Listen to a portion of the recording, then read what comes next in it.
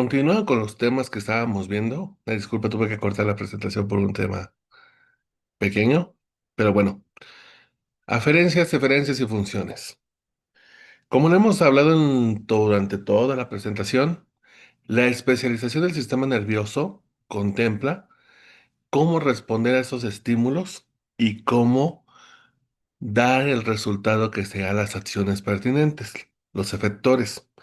Para esto necesitamos saber que el sistema nervioso periférico es el encargado de poder enviar, de ser intermediario entre esos estímulos y el propio sistema nervioso central. Entonces tenemos impulsos, tenemos estimulaciones, los cuales van a venir por vías aferentes. Todas estas vías son sensoriales. Dependen precisamente de la estimulación, ya sea que nosotros las veamos, las escuchemos, mantengamos una posición estable de nuestro cuerpo, que nuestro propio cuerpo presente algún tipo de anormalidad o que sea estimulado, por ejemplo, con cambios de temperatura, a lo mejor algún tipo de trastorno. Puede llegar alguien y darles un zape, unos besos, hay de todo, doctores. Entonces, cada uno de esos estímulos va a tener que ser procesado. En el ejemplo que yo siempre les pongo, por ejemplo, en situaciones somáticas, estamos hablando de cuestiones que nuestro cuerpo percibe del exterior. Ya sea que toquemos una mesa, las texturas, que toquemos algo caliente, una olla, un sartén, el dolor. No es lo mismo, por ejemplo, que nosotros agarremos el ejemplo del sartén caliente, pues sí, nos va a provocar una lesión. Y esa lesión, aparte de ser tisular, va a responder a esos receptores. Ese dolor urente, pues precisamente va a ser reconocido, va a ser procesado para que la próxima vez que lo tengamos presente, que seamos expuestos a él, pues obviamente lo vamos a poder premedité y decir, si yo toco eso, pues me va a ocasionar un daño. Ahí también entrarían algunas alteraciones en las cuales los pacientes, pues obviamente manejan de diferente modulación estos tipos de estímulos y a veces en vez de crear sensaciones desagradables, pues crear sensaciones agradables o placenteras. Eso también lo vamos a ver en algún momento del curso.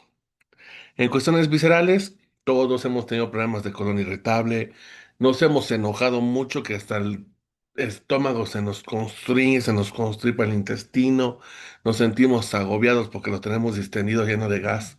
Este tipo de estimulación también está regulada por las aferencias que se dan al sistema nervioso. Y de hecho está regulado tanto así que el mismo sistema digestivo está en mucha relación con el nervioso. Tanto así que dentro del propio sistema digestivo hay un segmento periférico que está como un poco independiente del sistema nervioso central. Y de hecho, a este sistema neuroentérico es lo que se le conoce como segundo cerebro. ¿Por qué? Porque al final responde también a los estímulos. Uno está feliz, uno está triste, está enojado, se coraje, lo que sea, y el sistema digestivo responde a esos estímulos, precisamente por los plexos nerviosos que están presentes y las comunicaciones que van a ir hacia el sistema nervioso central. Así que es como un relevo importante a considerar que en los últimos años ha ganado mucha importancia. Y los especiales, los órganos de los sentidos, la visión, la olfacción, el gusto, la audición y uno muy importante, el balance o balanceo que tenemos nosotros en la posición, en la postura de la dirección en la que nos movemos. Eso también está regulado por estas vías aferentes sensoriales. Todo lo que nosotros podamos en este caso percibir, que sea procesado, va a dar como efector una acción. Y principalmente el mayor grado de complejidad que tenemos actualmente es la actividad motora, ya sea de manera voluntaria o manera involuntaria. Voluntaria es que nosotros decidimos qué hacer.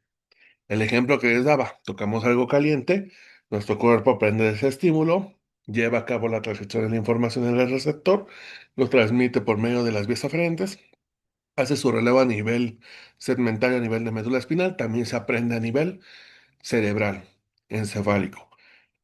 Pero ese conocimiento entonces nos va a ocasionar que cuando tengamos la exposición de ese estímulo, haya un efector, que en este caso sea la contracción de los músculos pertinentes, en este caso agonistas de la flexión, para retirar, en este caso, la extremidad.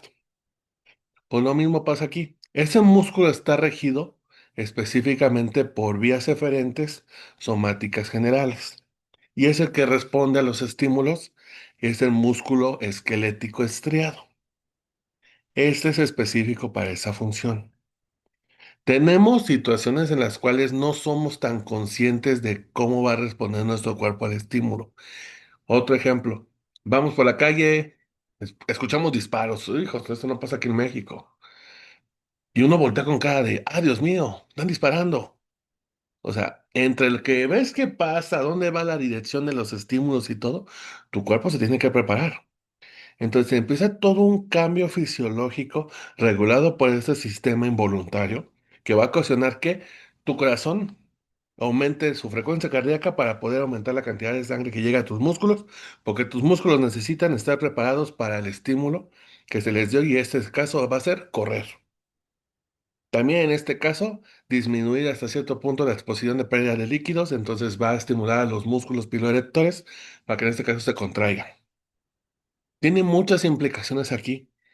Y ahí es cuando hablamos del sistema nervioso autónomo. Ese que está independiente de cierta manera, que depende del nervioso central, pero que cuando estamos, o estamos sometidos a situaciones de estrés, angustia, enamoramiento y demás, se activa.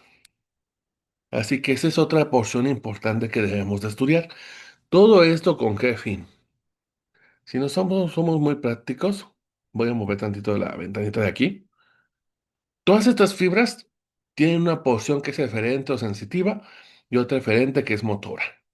Y la información que van a procesar precisamente va a ser el estímulo que va a llegar a nivel medular y ser concientizado en el encéfalo. Tenemos los estímulos aferentes somáticos generales, que son todos en esta categoría, todos los que puedan ser conscientes e inconscientes. Estamos hablando estímulos esteroceptivos y propioceptivos. Dolor, inflamación, rubor, en este caso, la exposición a cambios de temperatura, la posición de los músculos, de las articulaciones, qué tanto está regido por este sistema consciente, en que nosotros nos pongamos en una posición, en otra, que sepamos qué músculo mover si nos queremos levantar, si nos queremos acostar, qué cadenas musculares necesitan funcionar cuando vamos al gimnasio, porque nosotros entrenamos cadenas musculares. No es como que podamos en este caso, vamos a decir que solamente estimular un solo fibra de un músculo específico, no. Todo está concientizado y entonces tiene que ser procesado por este componente. También tenemos los componentes aferentes somáticos especiales, que serán los órganos de los sentidos que dependen de estímulos externos. El equilibrio, en este caso la audición y la parte de la vista. Tenemos el componente aferente visceral general, que es el que responde precisamente a la parte de las vísceras y en este caso sistema tóraco-abdominal que está regido por el sistema simpático y parasimpático. Depende de estímulos que en este caso se llevan a cabo de manera igual consciente o hasta inconsciente. El ejemplo más banal que ponemos en este caso son cuestiones fisiológicas. Por ejemplo, vamos a en algún momento hablar de situaciones de la sexualidad en la cual cómo se provoca la erección, qué componentes del sistema nervioso autónomo conllevan para que se forme como tal el estímulo, porque el estímulo pues se tiene que formar, o así que no es mágico. Y de ahí entonces, ¿qué mecanismos se van a llevar a cabo para que aumente el flujo a los cuerpos cavernosos y se pueda generar la erección? Y como tal llegar al clímax que sería la eyaculación, tanto en el caso del hombre como en su momento la estimulación pertinente en el caso de las mujeres para poder llegar a su clímax. Todo eso también responde a esos estímulos. Hay otro componente que es el aferente visceral especial, que aquí es una cuestión como más química, no es algo externo, es la estimulación bioquímica de ciertos receptores dentro del cuerpo. Entonces, aquí sí van muy unidos dos órganos de los sentidos, el gusto y el olfato. Bien dicen que cuando uno tiene gripe, influenza y demás, y no funciona el sentido del gusto al 100, el olfato va comprometido casi en todos los casos. Y viceversa, si no tienes olfato, el gusto tampoco funciona tan bien.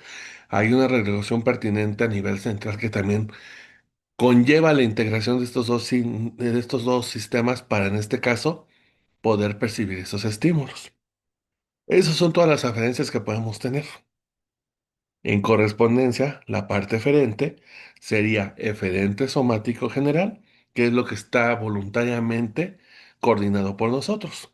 o sea, deriva en este caso de los somites, y es músculo estriadoesquelético. Eferente somático especial, pues no tenemos. Aquí sí no entra ese componente. Y tenemos también el eferente visceral general, que es aquí también cómo responde a esos estímulos en correspondencia a estar estresado, a lo mejor enamorado, algún tipo de situación, donde también se rige la cuestión simpática y parasimpática. O el último componente que en este caso se estudia es el eferente visceral especial, que este es en particular músculo esquelético derivado de los arcos braquiales o arcos faríngeos. ¿Por qué? Porque recordemos que estos músculos tienen una particularidad en la formación del tubo neural y cómo se distribuyen para, en este caso, tener su acción efectora, particularmente a nivel de lo que es cabeza y cuello. Este músculo que se encuentra en esas zonas es específico, tiene funciones muy especiales que nos mantienen precisamente en correspondencia para poder captar los demás estímulos.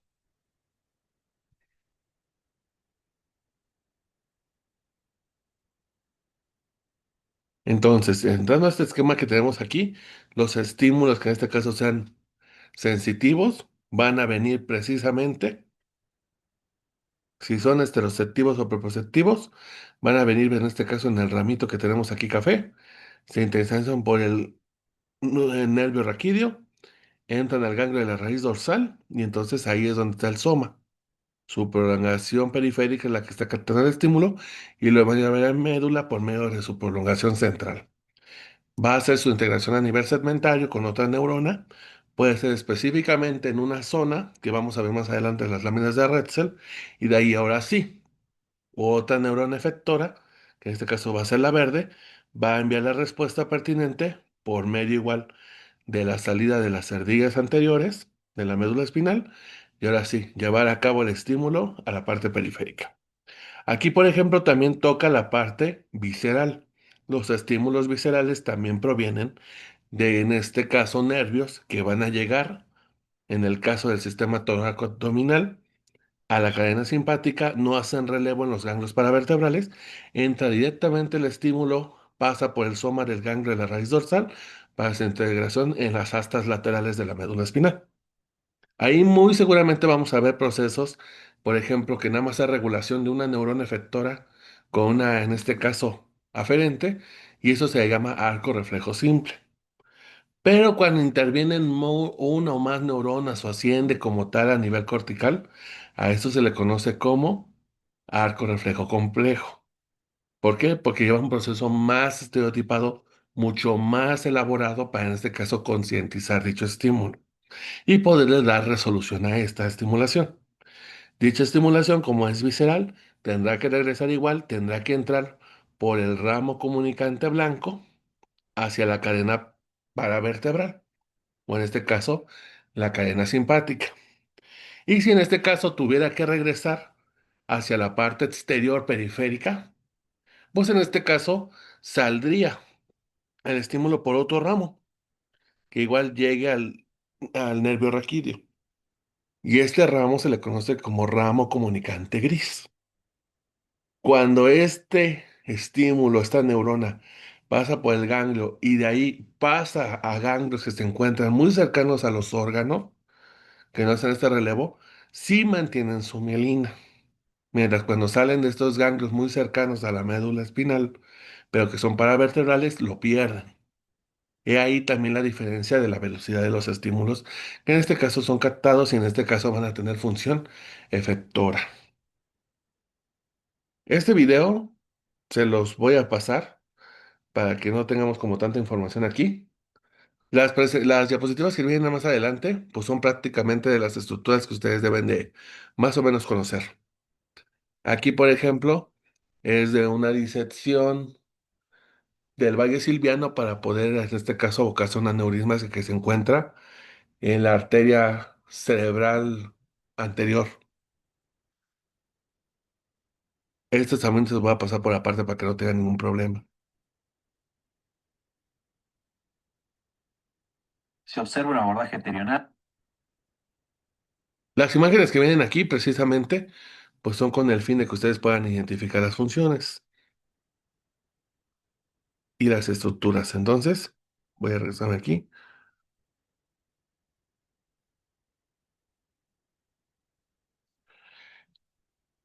Vista medial, corte sagital.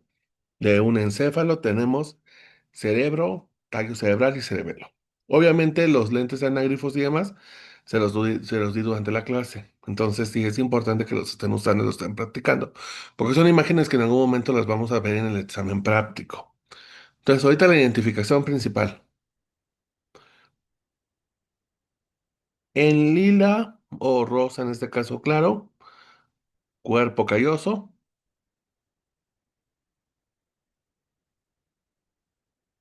rojo, hemisferios cerebrales. De hecho, podemos ver en este caso el frontal, el parietal y el occipital. Y en esta parte lateral podemos ver precisamente el polo temporal. Vamos a cambiar de color, nos vamos a un color verde. Aquí está ya cuerpo mamilar, glándula pineal. Entonces prácticamente todo lo que se encontraría dentro del verde sería tallo cerebral o tronco encefálico.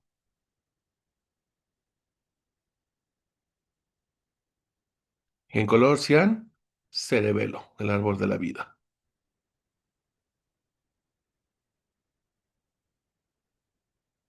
Este espacio que se encuentra, que lo vamos a poner como de color vino o guinda, es lo correspondiente al cuarto ventrículo. Recuerden que su parte ventral corresponde al piso del cuarto ventrículo, los pedúnculos cerebelosos corresponden a las paredes y el techo, pues prácticamente al cerebelo.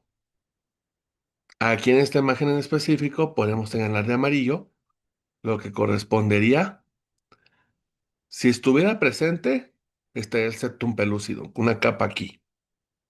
Pero se ve que hay como un tipo receso posterior que precisamente corresponde a los ventrículos laterales, nada más que en este caso está la disección del septum pelúcido y por ende se pueden observar. A nivel donde voy a poner más o menos el circulito, esto haría el agujero interventricular o de Moron para que en este caso comunique la emisión de líquido cefalorraquídeo de estos ventrículos laterales al tercer ventrículo. Lo que voy a señalar ahorita con verde va a ser como bandera, corresponde a las estructuras diencefálicas, los tálamos, epitálamo, subtálamo, hipotálamo y tálamo. Voy a señalar ahora con un color como lila esta zona de aquí. Esta zona de aquí, que estoy poniendo como un circulito, es el cuerpo mamilar.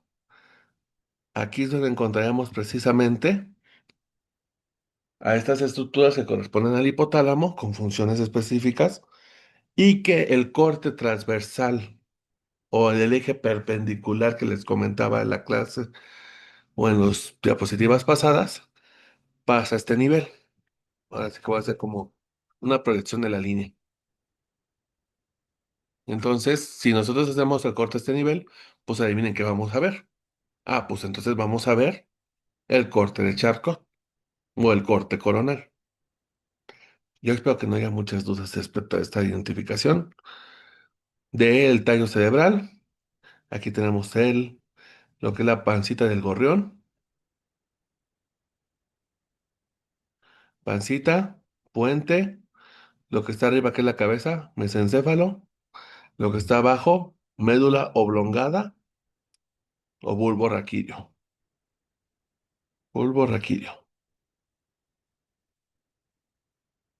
Ya en su momento veremos los accidentes o en este caso características morfológicas externas e internas de esta estructura vital, pero para que más o menos tengan una idea de qué es lo que al principio tienen que identificar.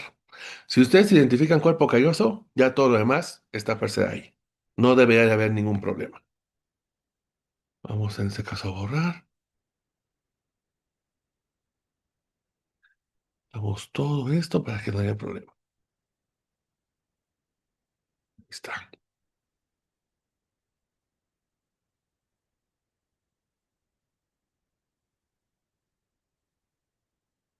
Listo. Aquí estamos viendo dos cortes de espécimen, específicamente en el lado izquierdo, una fosa interpeduncular, la fosa en este caso quiasmática. Y aquí lo que quiero que se den cuenta es, vamos a hacer igual la analogía aquí, vamos a poner el colorcito de color rojo, uno de los hemisferios cerebrales, polo temporal, zona entorrinal, igual manera del otro lado. Este como reborde que está aquí en el polo temporal, que lo voy a señalar aquí, se le conoce como uncus y tiene mucha importancia ya que cuando hay procesos expansivos, por ejemplo en el caso de hemorragias intracraneales como hematomas suturales o epidurales, ese aumento de volumen ocasiona que las estructuras se desplacen y pueden en este caso trasgreder lo que es la línea media. Al trasgreder la línea media puede ocasionar compresión, puede colapsar los ventrículos porque ahí hay líquido. Pero en este caso particular, si el aumento es de cierta manera constante, lo que va a pasar es que el uncus, al ser una estructura sólida y el pedúnculo está en relación con su cara lateral, lo va a comprimir. Y aquí entonces va a haber manifestaciones porque vamos a ver en su momento que por ahí pasa un nervio craneal de gran importancia, el número 6, el abducen. Entonces puede haber sintomatología en el paciente de ese nervio craneal o también la repercusión, porque en el pedúnculo cerebral hay muchas vías de ascenso y descenso. Si se aplasta o se comprime, pues se va a ocasionar una lesión por la misma compresión. Entonces ahí veríamos entonces la manifestación clínica en los pacientes.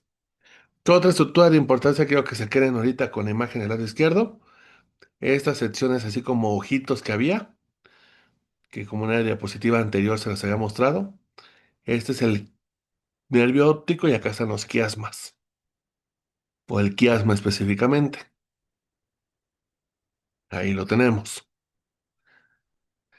Atresito de él, vamos a poner aquí, en amarillo, infundíbulo y los cuerpos mamilares. Que nunca se les olviden los cuerpos mamilares. Estos nunca se les deben de olvidar. Anterior a todo esto, correspondiente al hemisferio cerebral, cintillas olfatorias.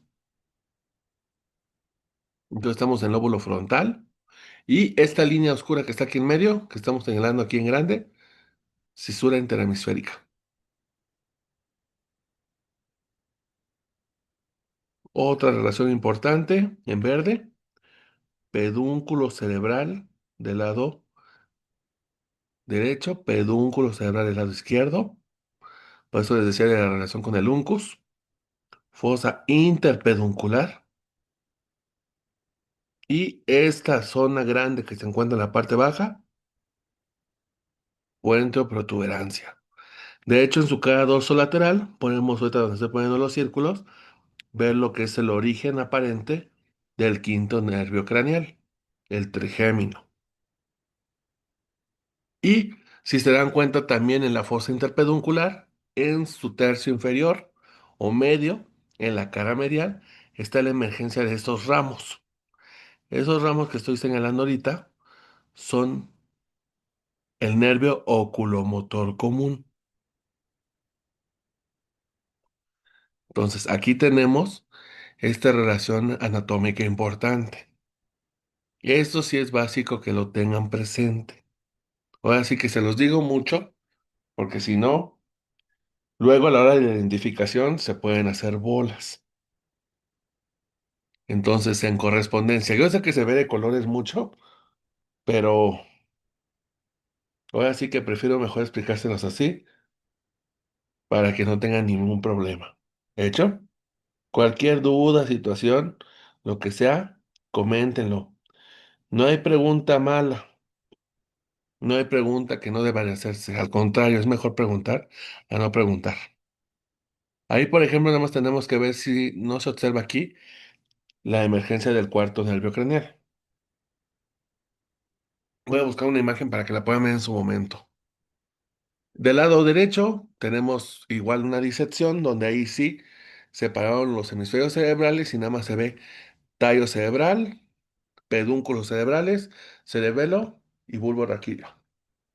Entonces, en correspondencia a lo que habíamos hablado, esta gran masa, así como si se viera como un trapecio invertido, sería el puente. Estas secciones así como que unas orejitas que están acá arriba serían los pedúnculos cerebrales, derecho, izquierdo. Tenemos tallo cerebral con sus accidentes óseos. Los surcos que están entre esas estructuras, surco, ponto, peduncular, surco, bulbo, peduncular o médulo pontino, que sean estas regiones. Estas prolongaciones laterales del puente o protuberancia es el pedúnculo cerebeloso medio. Y en la parte posterior se vean los pedúnculos cerebelosos superior e inferior. Cerebelo, creo que ese sí no hay ningún problema que lo puedan identificar. Y en el bulbo raquídeo veríamos lo que es el surco medio anterior. Aquí, por ejemplo, lo hice un poquito más prolongado. Vamos aquí, ahí está. Vamos a ponerlo aquí. Surco medio anterior, surco medio anterior.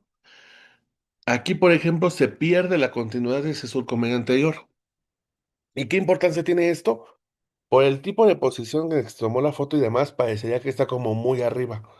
Pero no, de hecho, ya poniéndolo en posición normal, o en este caso ideal, queda como un poquito más abajo de los rebordes del cerebelo. Entonces, esta zona es a lo que se le conoce como decusación piramidal. Aquí es donde se cruza un fascículo llamado córtico espinal, que es el de la regulación consciente motora, que está en el área de Brodmann, motora primaria 4 y 6, para que en este caso lo tengan en cuenta. Por eso es que no se observa el surco, porque ahí es donde se hace el cruce. La estructura que está por arriba, que vamos a delimitar como un triángulo, se le conoce como pirámides. Y lateral a esta se observan estos rebordes grandes, que son las olivas vulvares.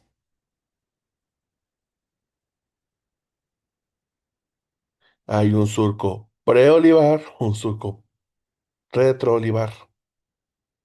Y entonces, ¿por qué es la importancia de estos? Porque aquí vamos a ver una gran cantidad de accidentes anatómicos y es la emergencia de muchos de los nervios craneales en su porción, vamos a decir que aparente. Vamos a borrar todo porque si no, no queda claro esta parte. Y porque tenemos otras imágenes aquí que son importantes que las vayan viendo. Ahora sí que como es generalidades, pues igual todavía no vamos a lo mejor ponernos tan serios en algunas cosas.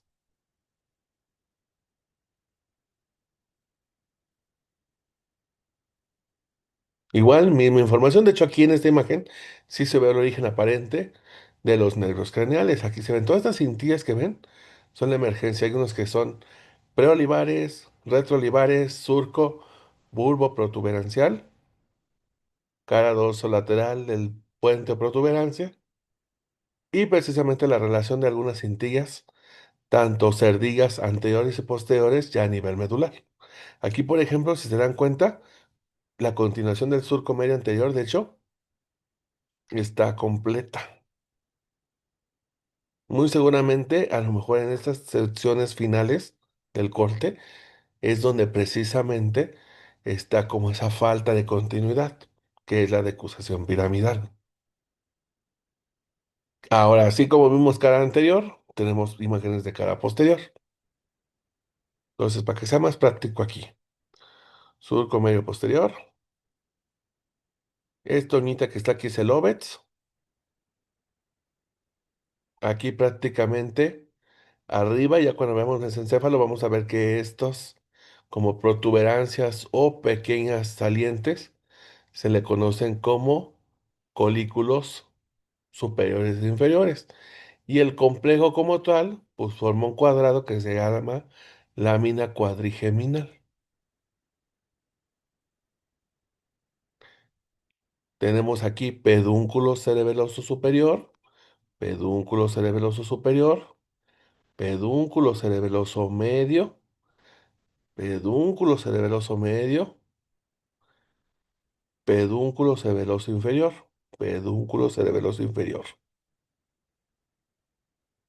Entonces aquí ya podemos delimitar las estructuras más externas. Si nos vamos al piso del cuarto ventrículo, aquí podemos ver como estas salientes que van perpendiculares al surco medio posterior. Son las estrías acústicas.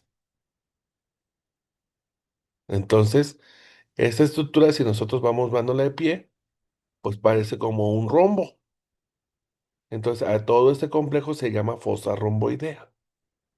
Y ya cuando veamos en segundo parcial tallo cerebral, pues obviamente vamos a saber todos los accidentes importantes.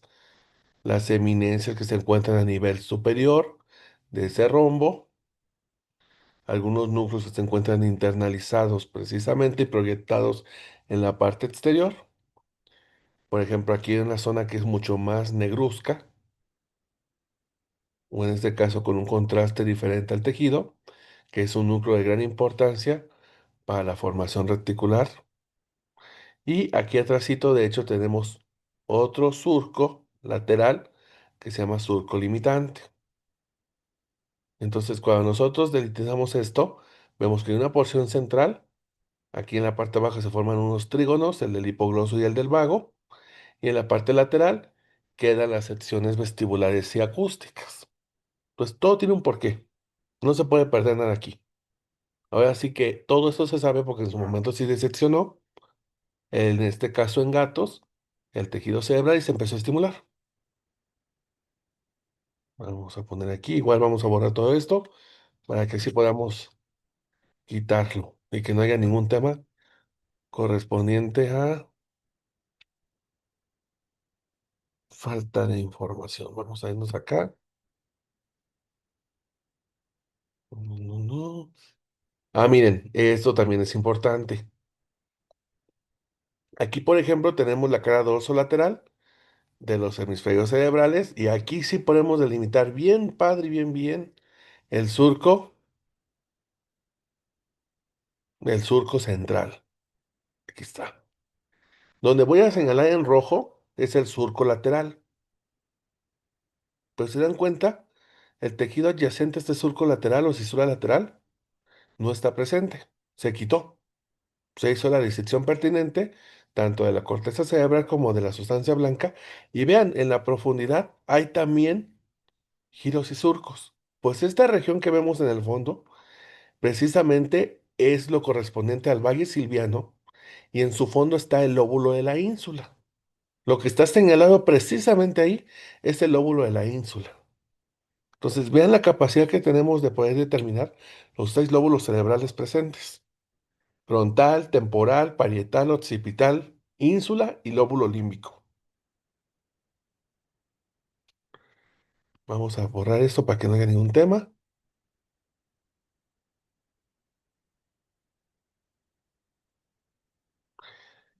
Todo esto con el fin de poder delimitar estructuras anatómicas. ¿Qué vamos a hacer aquí? Las mismas fibras que en este caso tenemos a nivel de sustancia blanca, como se había comentado, fibras en U o fibras cortas, que unen en este caso giros contiguos. Tenemos esas fibras de asociación que se proyectan de un giro a otro. Son cortas, pero también tenemos las largas, las que unen otras zonas. Por ejemplo, el área motora primaria, tanto en este caso de la función de movilización y concientización de los movimientos para el habla, como de la comprensión, que sería el área de Broca y el área de Wernicke. Todo esto secuenciado por el fascículo longitudinal medial en su porción M2. Entonces, vean, es del mismo hemisferio cerebral, pero hay unas fibras que sí son largas y otras que son cortas. Entonces, es de gran importancia saber nosotros qué tipo de fibras están presentes en dichas zonas. Aquí, por ejemplo, si hablábamos de fibras comisurales, pues ¿cuáles son en este caso las más habituales? el cuerpo calloso.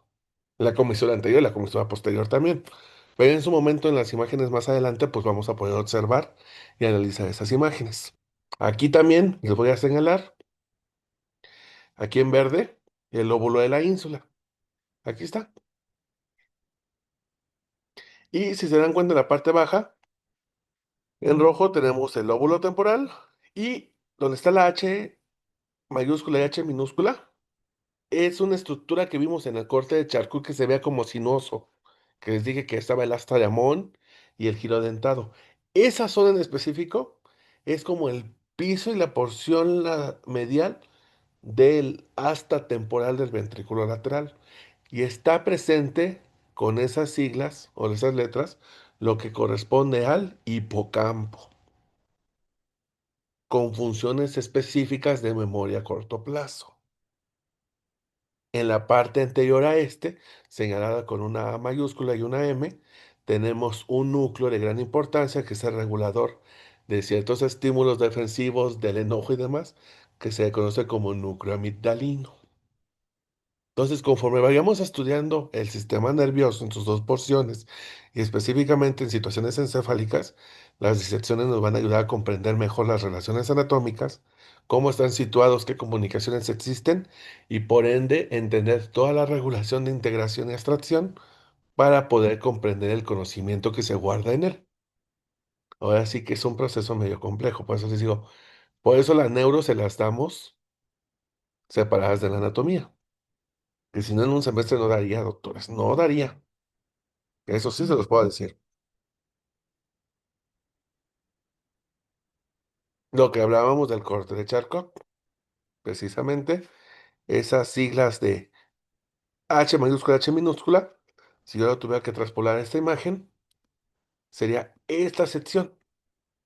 Voy a ponerla aquí con el lapicito. Aquí está. Esta sección precisamente.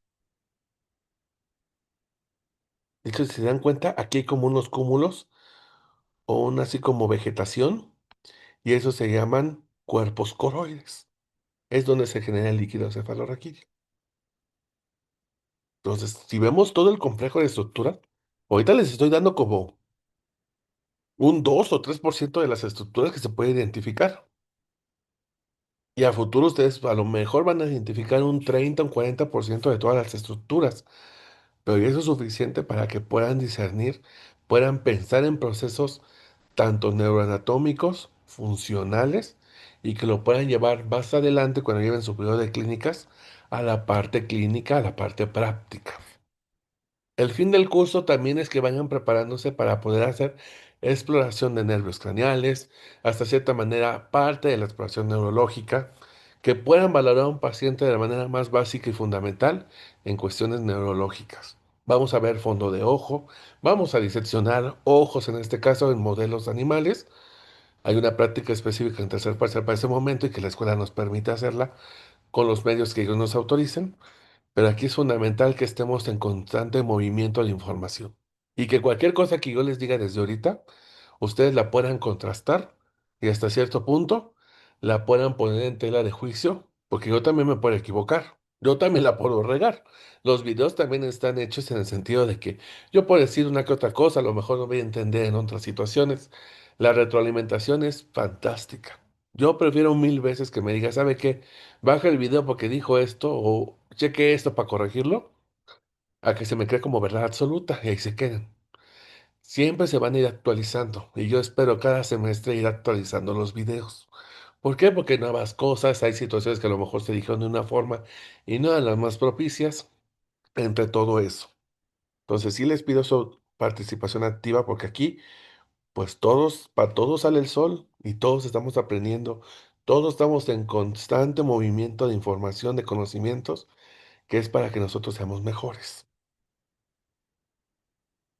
Déjeme ver si se mueve esto. Como lo hablábamos también, médula espinal también corresponde a estructuras del sistema nervioso central. Y la médula espinal, pues si nosotros lo clasificamos o lo describimos, pues es como si fuera un cordón o un cilindro, que en alguna de sus porciones va a ser más parecido a un cilindro. Luego se puede aplanar en su eje anteroposterior y A diferencia de lo que vimos, por ejemplo, en encéfalo, en hemisferios cerebrales, que la sustancia gris está en la parte periférica y la sustancia blanca está en la parte central, en la médula espinal está al revés. En la médula espinal está al revés. La sustancia gris está en la parte central y de hecho tiene una disposición en algunas bibliografías dicen que en H, que en alas de mariposa. La verdad es que depende del segmento, va a ser el tejido presente que va a tener y sus implicaciones. Pero siempre tómenlo en cuenta que de caudal a cefálico, la cantidad de sustancia blanca va a aumentar. Las características de sustancia gris van a cambiar y va a haber mayor o menor cantidad de presencia de esta sustancia gris de acuerdo a la complejidad de las acciones que estén integradas en médula espinal.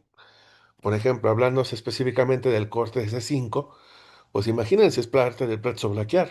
O sea, está regulada la parte funcional de las manos. Va a haber unas astas anteriores que son muy grandes, a comparación de a niveles torácicos donde es menor la complejidad de esos estímulos, de esas acciones efectoras.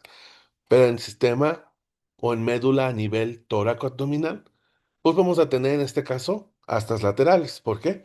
Porque hay una función visceral. Entonces cambia la morfología.